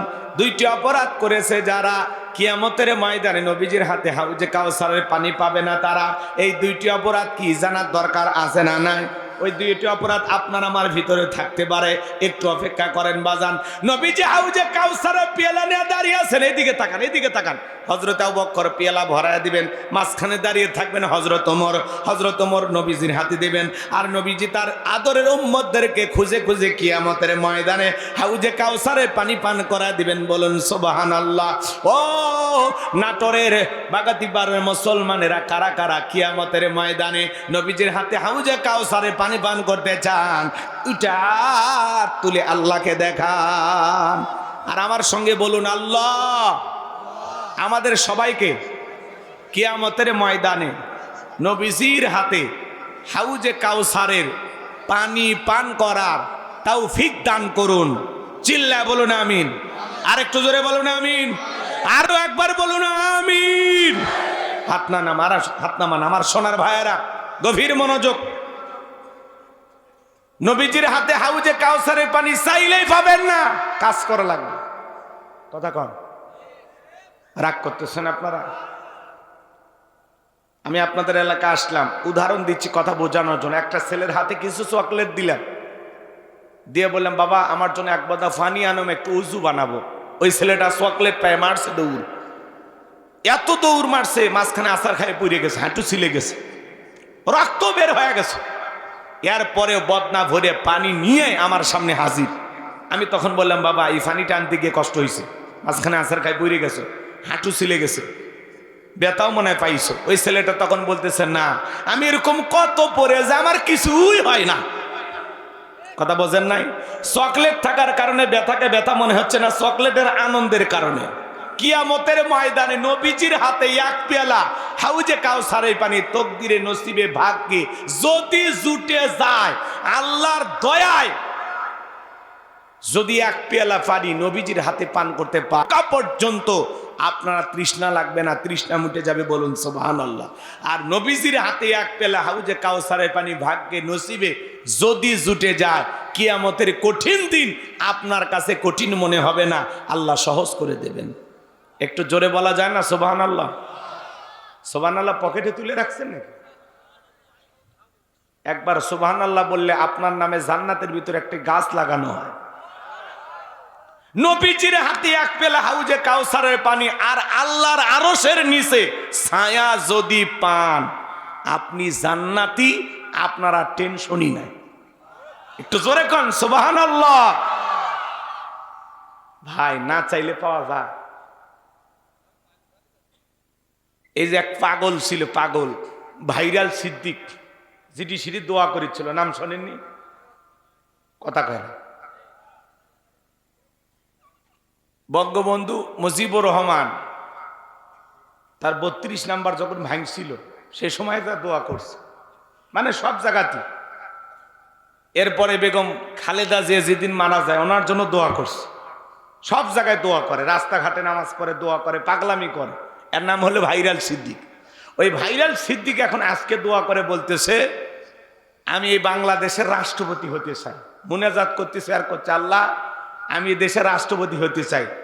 জিন ফেরেশতা জনগণ সবাই চাচ্ছে আমি রাষ্ট্রপতি হই, জিনেও চাইতেছে, ফেরেশতাও চাইতেছে এই ভাইরাল সিদ্দিক রাষ্ট্রপতি। তাহলে চিন্তা করেন, একটা পাগল কোন জায়গায় যাবার চাচ্ছে? কথা কয় না। ওই কি আসলেই পাগল? কথা কয় না, কি আসলে পাগল? ওই কথা আছে, জাতে মাতাল তালে ঠিক, জাতে মাতাল। ও পাগলামি করতেছে, ঠিক আছে, হাত তুলে দোয়া করে বলতেছে, আল্লাহ এই দেশের রাষ্ট্রপতি আমি হতে চাই। জিনেও চাই, ফেরেশতাও চাই আমি রাষ্ট্রপতি হই। জিন ফেরেশতাও নাকি চাইতেছে ও রাষ্ট্রপতি হই। পাগল, কিন্তু ক্ষমতার লোভ আছে। কথা কয় না কেন? একটা রাষ্ট্রপতি হইতে চাইতেছে ভাইরাল সিদ্দিক, পাগলা। কথা কয় না, কথা কয় না। তাহলে চাওয়ার মতো চাইতে হবে। এক পাগল রাষ্ট্রপতি হওয়ার জন্য দোয়া করতেছে, আর আপনি কি করতেছেন? নবীজির হাতে যদি হাউজে কাউসারের পানি পান করতে চান, চাইলেই পাওয়া যাবে না, কাজ করা লাগবে। কথা কন। ঠান্ডা পানি দিয়ে ওযু বানায় সালাত আদায় করতে হবে। হঠাৎ করে কিছু লোক নামাজ পড়া শুরু করলে, পুরাতন মুসল্লি যারা আছে নিয়মিত নামাজ পড়ে, এরা এই নতুন মুসল্লিক দেখে সহ্য করতে পারে না, ঠাট্টা বিদ্রুপ করে, সমালোচনা শুরু করে দেয়। কয় সূর্য কোন দিক উঠছে? উত্তর পাড়ার বাসা দিকে মসজিদে নামাজ পড়বি না 2 দিন পরে ছাইরা দিবে। এই চাচা মিয়া, 2 দিন পড়ুক আর 2 উক্ত পড়ুক, আপনার কোনো সমস্যা আছে? আপনি তো দাওয়াত দিয়ে 5 জনকে মসজিদে আনতে পারেন না। আরে ভাই, হঠাৎ করে একটা লোক নামাজ পড়া শুরু করছে, তার মানে আল্লাহ তারা হেদায়েত দান করতেছে, লোকটা পরিবর্তন হচ্ছে। কথা বলে ঠিক কিনা? তার নিয়ে কেন সমালোচনা করেন? আপনার এই কথা শুনে লোক যদি পরে রক্ত থেকে আল্লাহর ঘরে আর না আসে, আল্লাহর কাছে কি জবাব দিবেন? জবাব আছে, জবাব আছে। তাহলে হঠাৎ করে কেউ যদি নামাজ পড়া শুরু করে, আমরা সমালোচনা করব না, কষ্ট দেব না, কথার আঘাতে ওই মানুষকে আমরা ক্ষতবিক্ষত করব না। পারলে দোয়া করব যে ভাতিজা তুমি মসজিদে আসছো দেখে দিলটা ভইরে গেছে, আল্লাহর কাছে দোয়া করি আল্লাহ যেন তোমাকে মৃত্যু পর্যন্ত মসজিদে এসে নামাজ পড়ার তৌফিক দান করেন। কথা বলে ঠিক কিনা? আপনি দোয়া করেন। পারলে বলেন ভাতিজা আসরের নামাজ পড়িয়া 1 কাপ চা না খায় আজকে তোমারে ছাড়বো না। কথা কোন ঠিক কিনা? ভালোবেসে বুকে টানেন। যুবক বয়সে দাঁড়িয়ে রাখছে, এটা নিয়ে সমালোচনা। ওই বয়সে দাঁড়িয়ে রাখি, কথা কয় না। বউ নিয়ে ঘুরতে গেছে, কই ভাবি আসসালামু আলাইকুম, সাথে চাচার খবর কি? বউ বাড়িতে এসে রাগ করে, তোমার সাথে বাইরে যাওয়া জানা কেন? কয় আমারটাকে ভাবি আর তোমারটাকে চাচা। যেই বউ নবীর সুন্নত দাড়িকে মহব্বত করে না, ওই বউ আপনাকে 100% ভালোবাসা দিতে পারে না। কথা বলে ঠিক কিনা? পৃথিবীর সকল নবীদের মুখে দাড়ি ছিল, এটা একটা স্পেশাল সুন্নত। জুব্বা খোলা যায়, টুপি খোলা যায়, দাড়ি খোলা যায়। এই দাড়ির ভিতরে আছে মদিনাওয়ালার প্রেম। যেই নারী তার স্বামীর দাড়িকে পছন্দ করে না, যুবক, যেই মেয়ে পুরুষের দাড়িকে পছন্দ করে না, ওই নারী তোমার বউ হওয়ার যোগ্যতা রাখে না। কথা বলে ঠিক না? দাড়ি হলো পুরুষের সৌন্দর্য। দাড়ি রাখলে পুরুষকে পুরুষের মতো লাগে, আর দাড়ি ছাড়া পুরুষকে, মহিলারও দাড়ি নাই, পুরুষেরও দাড়ি নেই। আছে না? না। 50-60 বছর বয়স হয়ে গেছে, চামড়া জড়ে গেছে, তাও সেলুনের জায়গায় মারিয়ে দে, ক্লিন শেভ কর। আছে না? না। নাফিদ বিরক্ত হয়ে কয় চাচা, যে কায়দায় চামড়া জড়ে গেছে ফ্লাস দিয়ে টেনে টেনে সেভ করা লাগে। আপাতত ছাড়িয়ে দেন, আপনিও বাঁচেন আমরাও বাঁচি। কয় বাবা দাড়ি রাখলে চুলকায়, দাড়ি রাখলে তোমার চুলকায়, কবরে যাও ফেরেশতারা চুলকানির মলম নিয়ে বসে আছে, তোর জাগা মতো মলম লাগিয়ে দিবি। কথা কন ঠিক না? দাড়ি রাখলে চুলে, খালি দাড়িতে চুলকায় না, শরীরে আরো জালকায় চুলকায়। চুলকানি মানে সমস্যা আছে, অ্যালার্জির সমস্যা, চর্ম যৌন অ্যালার্জির ডাক্তার দেখাও। কথা কন না কে? মুসলমান মুখে দাড়ি রাখতে চায় না, এটা হইল? এ কথা কয় না কে? ভাই মাঝে মাঝে আপনারা ঢাকায় যান না, এই বনপাড়ার যা গাড়ি চড়ছেন হানিফ গাড়ি, এরা ব্রেক ধরে কম, কথা কয় না। আল্লাহ না করুক হানিফ গাড়িতে ঢাকায় রওনা করছেন, যমুনা সেতুতে যাওয়ার আগে বাস আর ট্রাক মুখোমুখি সংঘর্ষ, আপনি দুনিয়ার থেকে বিদায়। ইন্না লিল্লাহি ওয়া ইন্না ইলাইহি রাজিউন। এখন মাথায় টুপিও নাই, মুখে দাড়িও নাই, কি করা লাগবে? হয় সেন খোলা লাগবে, না হলে লুঙ্গি তোলা লাগবে। কথা কয় না? আপনি যে মুসলমান বোঝা যাচ্ছে, টুপিও নাই দাড়িও নাই, মানুষ মরার পর ইজ্জত খুলে দেখবি মাথা কাটানো আছে না নাই? কথা বলেন ঠিক কিনা? এই জন্য মুসলমান হিসাবে সিদ্ধান্ত নেন, হয় টুপি না হলে দাড়ি, দুইটার একটা নিয়ে ঘোরেন। কথা কয়। কবে মানুষ হবেন? মাহফিলে আসছেন মাথায় টুপি নাই, এই কথা কয় না? একটা করে টুপি থাকার দরকার আছে না না?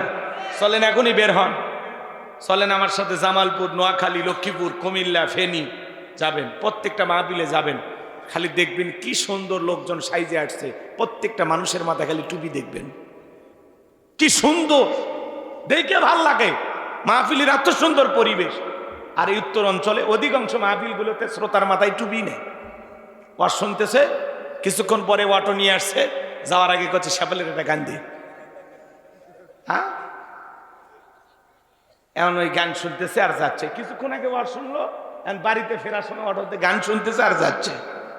এলে ওয়াজ শোনেন আপনারা, কথা কন না, রাগ করতেছে? আল্লাহ হেদায়েত দান করুন। একটু মানুষ হন, তাহলে হাউজে কাউসারের পানি চাইলেই পাওয়া যাবে না, কাজ করতে হবে। কাজ করতে হবে দুইটা আঙ্গুল দেখায় বলে তো কয়টি বাজান? একটু জোরে বলেন কয়টি? দুইটি। আরো জোরে, জোর হলো না, উঠাই যাবে। আর মিছিল করে লাভ নেই, 5 বছর পর শক্তি রিজার্ভে রাখেন, তবে দেখলাম স্পিরিট আছে। কি কন? 16 বছর মিছিল করতে পারেননি, কয়েকদিন আগে মিছিল করে সরকার তো গঠন করেই ফেললো, আর মিছিল করার দরকার নেই 5 বছর পরে। কথা কয় নাকি? রাগ করতেছেন আপনারা? রাগ নাই, আলহামদুলিল্লাহ। দোয়া করবেন, দোয়া। আমরা এই দেশের দোয়া চাই না? এই দেশের জন্য দোয়া করতে চাই না? আল্লাহ এই দেশের উপরে খাস রহমত বরকত নাজিল করো। সামনে রমাদান, হাতছানিতে ডাকতেছে। এই রমজানে আমাদের সবচেয়ে বড় সমস্যা হলো বাজার।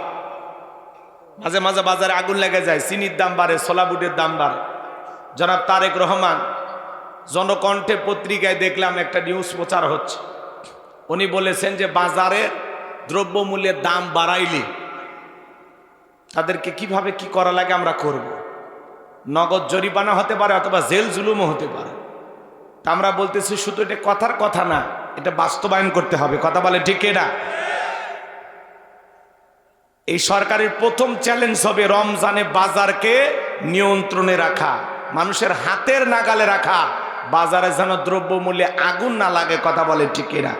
কিছু অসাধু কালো বাজারে ব্যবসায়ী আছে, এরা সিন্ডিকেটের মাধ্যমে প্রত্যেক দিন খেজুরের দাম বাড়ায়, ছোলা বুটের দাম বাড়ায়, চিনির দাম বাড়ায়।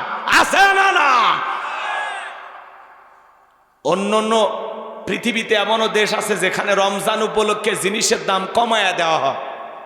আর এ দেশে কিছু অসাধু ব্যবসায়ী, ওরা 11 মাস খালি ছায়া থাকে কখন রমজান আসবি, একেবারে গ্রাস করে খাইতে খাইতে বদ হজম হয়ে যায়। আছে না? না। টাকা বেটা কবরে নিয়ে যেতে পারবি না। আল্লাহ হেদায়েত দান করেন। তাহলে কয়টি কাজ বলেন? রাগ করতেছেন মনে হয়। 2টি কাজকে আল্লাহ 2 নাম্বার আয়াতে জানিয়ে দিলেন। সবাই আমার সঙ্গে পড়ুন, ফাসল্লিলি রাব্বিকা ওয়ানহার। বলুন, ফাসল্লিলি রাব্বিকা ওয়ানহার। 1 নাম্বার হলো ফাসল্লিলি রাব্বিকা, রবের উদ্দেশ্যে সালাত, নামাজ হবে একমাত্র কার জন্য?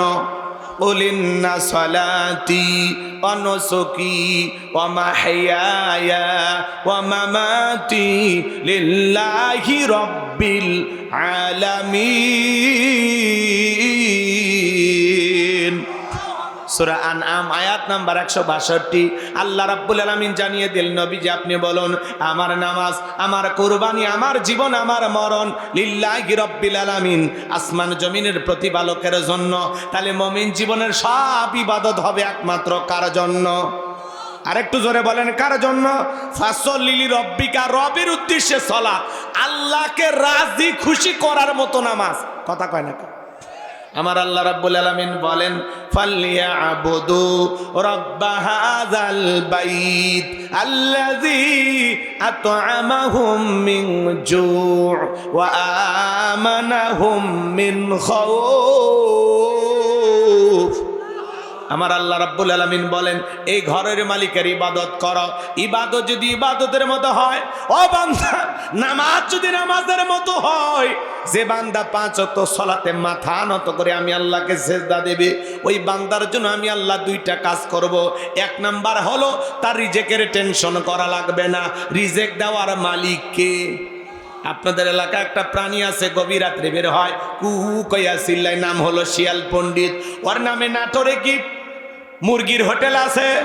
ওর নামে কি ব্যাংকের অ্যাকাউন্টে টাকা জমানো আছে? তাহলে ওই শিয়ালকে খাওয়াই কে? আল্লাহ যদি একটা শিয়ালকে খাওয়ায়, সকালবেলা একটা পাখি খালি পেটে নিচ থেকে বের হয়ে যায়, সন্ধ্যাবেলা ওই পাখির পেটটা ভরে বাসায় ফেরত আসার ব্যবস্থা করে কে? আল্লাহ যদি পাখিকে খাওয়ায়, শিয়ালকে খাওয়ায়, পৃথিবীর এত মাকলুককে খাওয়ায়, আমরা হলাম আশরাফুল মাকলুকাত, কুনতুম খায়রা উম্মাতিন উখরিজাত লিন-নাস। আল্লাহ বলেন, তোমাদেরকে উত্তম জাতি বানাইলাম, ভিআইপি বানাইলাম, মর্যাদার আসনে বসাইলাম। আল্লাহকে আমাদেরকে না খাওয়ায় মারবেন না। আমার আল্লাহ রাব্বুল আলামিন বলেন, ওয়া মা মিন দাব্বাতিন ফিল আরদি ইল্লা আলাল্লাহি রিজকুহা। আল্লাহু আকবার। সূরা হুদের ভিতরে আল্লাহ পাক জানায়া দিলেন, এই পৃথিবীর জমিনে এমন কোন বিচরণশীল প্রাণী নাই যার রিজেকের ব্যবস্থা আমি আল্লাহ আসমান থেকে করি না।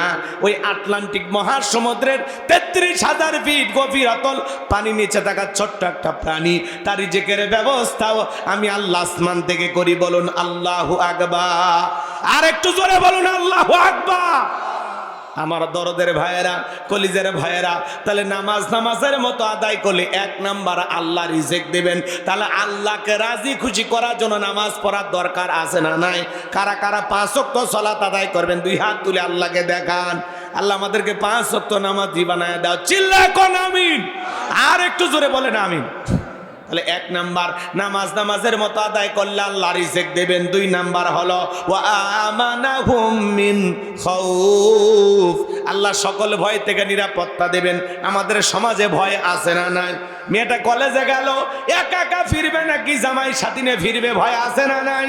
মেয়েটা স্কুলে গেল, ভালোভাবে ফিরবে নাকি কারো লালসার শিকার হবে? ভয় আছে না নাই?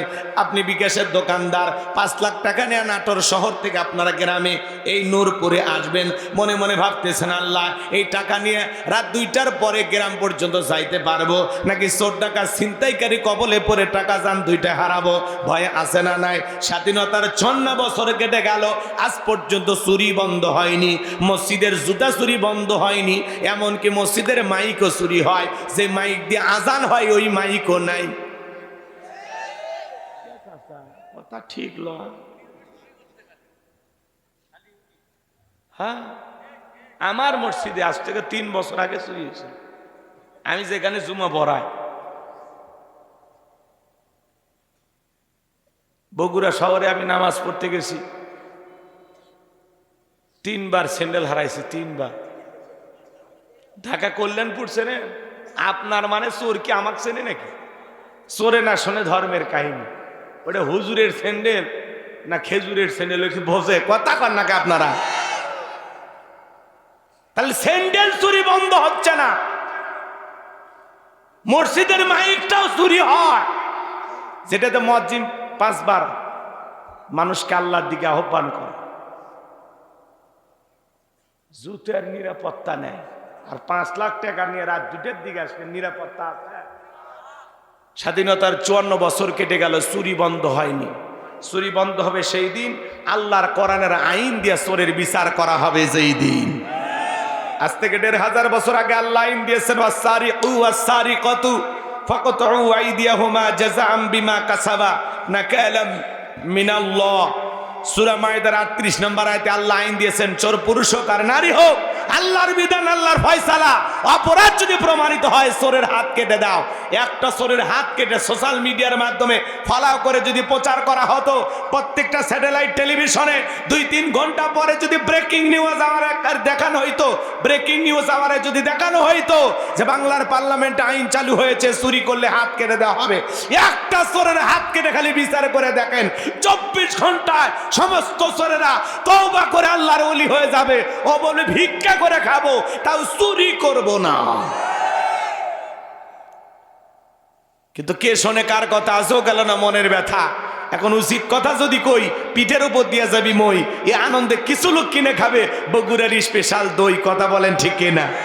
যত দোষ নন্দ ঘোষ, সত্যটা বললে দোষ, করলে অন্যায়ের প্রতিবাদ, নামটা হবে তোমার মৌলবাদ, নামটা হবে তোমার জঙ্গিবাদ। পেন্টাগনে হামলা হলো, দোষী খুঁজে নাহি পেল, পেন্টাগনে হামলা হলো, দোষী খুঁজে নাহি পেল, ওসামাকে দিল দোষের অপবাদ, নামটা হবে তোমার মৌলবাদ, নামটা হবে তোমার জঙ্গিবাদ। কথা বলেন। নেতা আল্লাহর আইন কেন চালু করে না? ওই যে কথা আছে, সরিষাই ভূত। নেতা যদি আল্লাহর আইন চালু করে, নেতা জানে যে পরিমাণে দুর্নীতি করে দেশের টাকা বিদেশে পাচার করছি, প্রথম হাত নেতার টাকাটা যাবে। কথা বলে ঢেকেরা। বিগত 16 বছরে যারা ক্ষমতায় ছিল, হাজার হাজার কোটি টাকা বিদেশে পাচার করেছে, 11 লক্ষ কোটি টাকা বিদেশে পাচার করেছে, বেগম পাড়া বানাইছে। কথা কয় না? দুর্নীতি কম হয়েছে? এই দেশে চুরি, দুর্নীতি, টেন্ডারবাজি, চাঁদাবাজি বন্ধ করতে হলে লাগবে কার আইন? এই সমাজে আল্লাহর আইন চালু না হওয়া পর্যন্ত শান্তি প্রতিষ্ঠিত হবে না। কথা বলেন ঠিক কিনা? লেনিন কার্ল মার্ক্সের গণতন্ত্র দিয়া, ডক্টর কামালের তৈরি করা সংবিধান দিয়া, আমেরিকার ভারতের পানি পড়া দিয়া এই সমাজ রাষ্ট্রে শান্তি প্রতিষ্ঠিত হবে না। বাংলার ভূখণ্ডে এই 56,000 বর্গ মাইলে শান্তি যদি প্রতিষ্ঠিত করতে চান, আল্লাহর আইন দিয়ে এই জমিনটা পরিচালনা করা লাগবে। কথা বলেন ঠিক কিনা? এই জমিনে আল্লাহর আইন চালু হোক। কারা কারা চান হাত তুলে দেখান। লিল্লাহি তাকবীর। আরে ভাই, আমরা চাই, পূরণ করার মালিক কি? নিরাশ হওয়া যাবে না। বোঝেন নাই? কি কন? নিরাশ হওয়া যাবে না, চাইতে থাকা লাগবে। আল্লাহ কবুল করেন। আল্লাহ দেশে শান্তি, রহমত, বরকত নাজিল করেন। সিল্লাখান আমিন। আমার ভাইরা, তাহলে নামাজের মতো আদায় করলে, সবাই যদি নামাজি হয়ে যায়, চুরি থাকবে? চুরি থাকবে? রাগ করতেছেন? আচ্ছা বলেন তো, সৌদি আরবে যে হাত কাটার আইন আছে, হজ করতে তো অনেক মানুষ যান, কয়জনের হাত কাটা দেখছে? পাওয়া যায় না, সব কাটে শেষ হয়েছে। নাই, এটা ভয়। ভয় বান্দাকে কোন আইনে, কোন নিয়মে কন্ট্রোল করা যাবে, এটা আল্লাহর সাথে আমরা বেশি বুঝি। এটা একটা ভয়। একজনের হাত কাটলে আর কিয়ামত পর্যন্ত কাটা লাগবি না, সব ঠিক হয়ে যাবে। এটা একটা ভয়। বাপরে বাপ, চুরি করলে হাত কাটবি, দরকার নেই, ভিক্ষা করে খাবো। হ্যাঁ, সমাজে বোঝেন নাই? এই জন্য আল্লাহর আইন আমরা চাই। আল্লাহ কবুল করেন। একটু জোরে করেন আমিন। খারাপ লাগতেছে?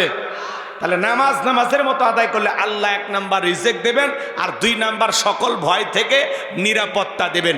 নিরাপত্তা দেওয়ার মালিক কে? আজকে নেতারই নিরাপত্তা নাই, জনগণের কিসের নিরাপত্তা দিবে?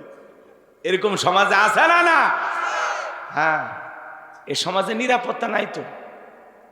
জনাব তারেক রহমান বাসে ঘুরতেছে, অনেক হয় হুজুর বাসে ঘুরতেছে কে, একটু নিচে নামতে বলে। হ্যাঁ, নিচে নামবে। দিন দুপুরে তোমরা মানুষ মেরে ফেলে দাও, নিচে নামবে। কথা কয় না কে? তবে আলহামদুলিল্লাহ এখন তো ঘুরতেছে। এ দেশের শান্তি নাই তো। একটা ফুটপাতের টোকায় 10 টাকা দিলে মানুষের ফোন করে, 20 টাকা দিলে যায় মানুষের চাকু মেরে থুয়ে আসে। বোন, ভালো বগুড়ের ঘটনায় তো, এই ভাই ভুলে গেছেন, বোন বোন আপন মায়ের পেটের বোন, তাকে একটা বখাটে ছেলে এসে বাজে কথা বলতেছে, অশালীন আচরণ করতেছে, ভাই বাধা দিতে গেছে, ওই ভাইও মেরে ফেলে দিছে। নিরাপত্তা আছে? একটা বাবা তার মেয়েকে নিরাপদে নিয়ে হেঁটে যাবে, এই সমাজ আছে? যে সমাজে একজন পুরুষকে বেঁধে রেখে তার স্ত্রীকে ধর্ষণ করা হয়, এই সমাজ আমরা আর দেখতে চাই না। কথা বলে ঠিক না? আমরা শান্তি চাই, নিরাপত্তা চাই, সকল নাগরিকের অধিকার প্রতিষ্ঠিত করতে চাই। কথা বলেন ঠিক না? আল্লাহ এই জমিনের উপরে শান্তি আর রহমত আর বরকত নাজিল করো। জোরে বলেন আমিন। আল্লাহ যেন আমাদের জন্য নিরাপত্তাকারী হন। জোরে বলেন আমিন। তাহলে পারবো তো ইনশাআল্লাহ। আল্লাহ কি বলেন? ফাসল্লি লিরাব্বিকা, রবের উদ্দেশ্যে সালাত, যেমন তেমন নামাজ না। এই তো রমজান মাস এসে গেছে, আল্লাহ চাইলে আজকে কত, কয় তারিখ? 16 না 17 পড়ছে? 17 পড়ছে না? তাহলে 17 তারিখ আল্লাহ চাইলে হয়তোবা 18 তারিখে হয়তোবা আমাদের প্রথম তারাবির নামাজ পড়া লাগবে। 18 তারিখে হয়তোবা আল্লাহ চাইলে বাংলাদেশের আকাশে আমরা চাঁদ দেখতে পাবো। চাঁদ দেখে কি করবো? ডিজে পার্টি করবো, লাফালাফি করবো না? আপনারা কথা না বলে আমি দোয়া করে বাড়ি চলে যাব। আমার কথা কি বুঝতেছেন? রমজান যে আসছে, রমজানের প্রস্তুতি নেওয়ার দরকার আছে না? না, আমি 2-3 মিনিট সময় নিয়ে রমজানের স্পেশাল 27টি আমলের কথা আপনাদেরকে বলবো। আগে আলোচনাটা শেষ করি। কষ্ট হচ্ছে নাকি আপনাদের? এই যে রমজান আসছে, রমজানের মধ্যে তারাবির নামাজ আছে না নাই? কিয়ামুল লাইল আছে না নাই? কি করবেন? 20 মিনিটে 20 টাকা। হ্যাঁ, এমনও হুজুর আছে বিদ্যুতের গতি ফেল, 16 মিনিটেই 20 টাকা আছে না না? 4G 5G গতির নামাজ দিয়া জান্নাত পাওয়া যাবে না। 4 রাকাত পড়ে পড়ে বিশ্রাম নিতে হবে। তারাবি মানে বলে তাড়াতাড়ি, মার একটা বাড়ি। তারাবি মানে তাড়াতাড়ি না, ধীরস্থির ভাবে পড়তে হবে। 4 রাকাত পড়ে পড়ে বিশ্রাম নেবেন। কথা কয় নাকি? সোনার মক্কা মদিনায় তারাবি পড়লাম, সময় লাগলো 1 ঘন্টা 45 মিনিট। আর আমার দেশে আমরা আধা ঘন্টায় সব শেষ করে দিই। আছে না নাই ভাই? খালি আলহামদুলিল্লাহ দলিন বোঝা যায়, মাঝখানে কি ভূমিকম্প হয়েছে হুজুর নিজেও জানে না। কথা বলে ঠিক না? এরকম নামাজ আমরা পড়ব না। রমাদান মাস ইবাদতের মাস, বোনাসের মাস, যে মাসে একটি নফল ফরজের সমতুল্য, একটি ফরজ 70টি ফরজের সমতুল্য। 1 টাকা দান করলে আল্লাহ তাআলা এটাকে 700 গুণ পর্যন্ত বাড়ায় দেন। বলুন সুবহানাল্লাহ। আর একজন রোজাদারের কি পরিমাণে সওয়াব! আল্লাহ বলে ফেরেশতাদেরকে, তোমরা এটা পারবা না। আমার রোজাদার বান্দা আমার জন্য রোজা রাখছে, সে আমার জন্য সিয়াম পালন করছে, রোজাদারের পুরস্কার আমি আল্লাহ নিজে দেব। বলুন সুবহানাল্লাহ। এই জন্য রোজাদারের জন্য জান্নাতের একটা ভিআইপি গেট আছে, নাম কি? রাইয়ান।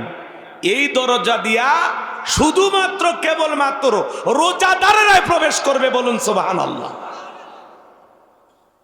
রোজাদাররা প্রবেশ করার পরে এই গেট একবারে লাগিয়ে দেওয়া হবে, এটা দিয়ে আর কেউ কোনোদিন জান্নাতে প্রবেশ করতে পারবে না। রমাদান মাস রহমতের মাস, মাগফিরাতের মাস, নাজাতের মাস, গুনাহ মাফের মাস। কথা বলে ঠিক না? সে রমাদান আসার পরেও আমরা রোজা রাখি না, সিয়াম পালন করি না, যে সিয়ামটাকে আল্লাহ তাআলা আমাদের জন্য ফরজ করে দিয়েছেন। কথা বলে, ইয়া আইয়ুহাল্লাযীনা আমানু কুতিবা আলাইকুমুস সিয়ামু কামা কুতিবা আলাল্লাযীনা মিন ক্বাবলিকুম লাআল্লাকুম তাত্তাকুন।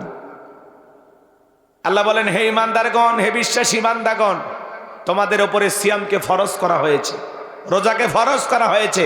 তোমাদের পূর্ববর্তী পৃথিবীর জমিনে যে নবী রাসূল উম্মতের আগমন করেছেন তাদের উপরে সিয়াম ফরজ ছিল।